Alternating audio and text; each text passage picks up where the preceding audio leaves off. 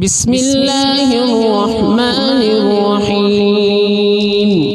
القارعة ما القارعة وما أدراك ما القارعة يوم يكون الناس كالفراش المبثوث وتكون الجبال كالعهن المنفوش